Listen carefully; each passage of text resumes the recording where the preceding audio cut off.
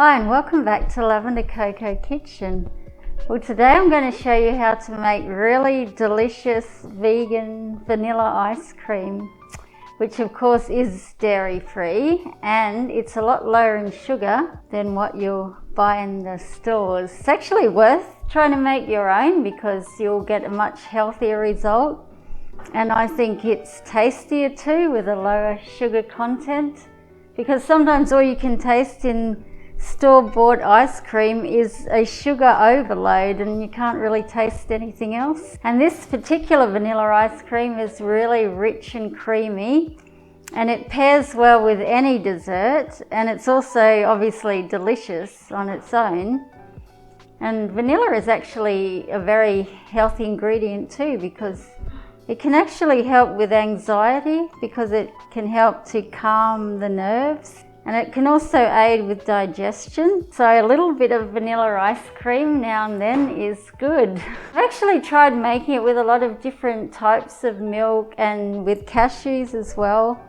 But I've actually found one of the most delicious versions is to make it with almond milk and a little bit of coconut cream just for creaminess.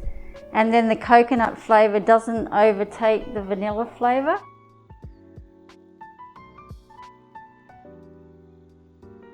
Okay, so we're going to start with almond milk, and I've just found almond milk is a really good base for this ice cream, and it's also inexpensive and readily available. So we'll just put 1.5 cups of almond milk into this blender cup.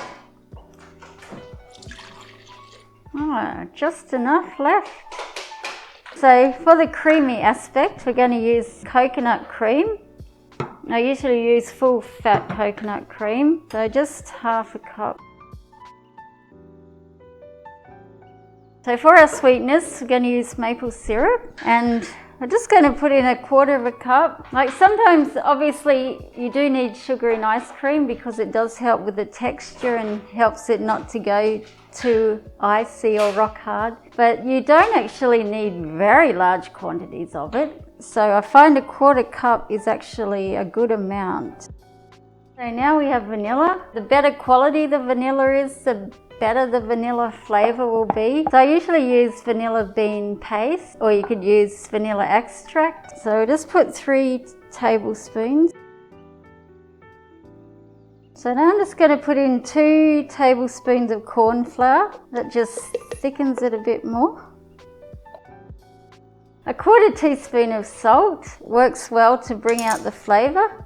Just a little salt and a little sugar really works well together and brings out other flavours in the ingredients. Lastly, I'm going to put in 1/2 teaspoon of xanthan gum. This actually really does help to get a good texture with the ice cream and helps to stop it from going too hard in the freezer. So 1/2 teaspoon. Okay, now all you have to do is just blend it. Okay, so now you have a nice smooth mixture, so just pour that into a saucepan. We're just going to heat that on the stove at a medium to high heat just to bring it to a gentle boil. And just keep stirring it just so it won't catch on the saucepan. Alright, you can see that there's bubbles forming around the edge. So it's coming up to a gentle boil. So now just turn it down just a little bit and then just stir it for a couple of minutes until it gets quite thick. So as you can see, it's getting quite thick. It's really coating the spoon. And just need to cook it just to get rid of the corn flour taste, just to cook that out. Okay, that looks like it's about done. So just turn that off and just leave it to get cool. I just have my mixture that I just made. So you just let it cool, then you put it in a container and cool it in the fridge. You should really cool it overnight just to make sure it's completely cold before you churn it. And when it comes out the next day, it looks like this. It's really thick. And actually, this actually makes a really nice custard as it is if you don't want to make ice cream with it. So what you do before you churn it is just like mix it up so it sort of smooths it out again. So just mix it. So now I'm just going to put it in the ice cream maker to churn it.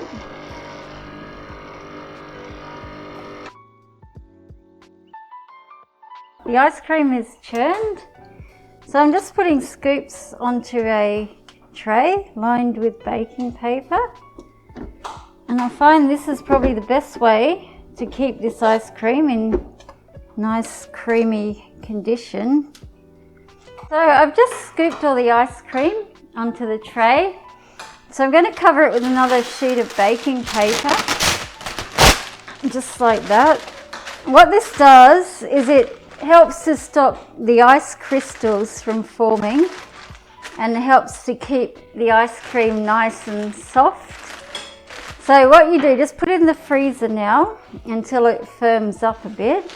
And something else you could do if you want to is just mix in bits of cookie dough or cake or dried fruit or chocolate, whatever you like. Just mix it through the ice cream before you freeze it. So once the ice cream has firmed up like this, store it in a container with some baking paper, and then just put another layer of baking paper and put some more ice cream on there. And if you store it like that, it'll stop the ice cream going so icy, so it retains a nicer texture. And it's also better because you can just get out however many scoops you need rather than having to get out the whole lot of ice cream every time you want to get a couple of scoops. So it makes it more convenient too. And you can actually eat this straight from the freezer, but it's probably best to leave it out like say 5 or 10 minutes in a bowl or whatever you're serving it in just before you actually serve it and eat it, because then it has a really nice, soft, creamy texture. So don't forget to like, comment, subscribe. Thank you.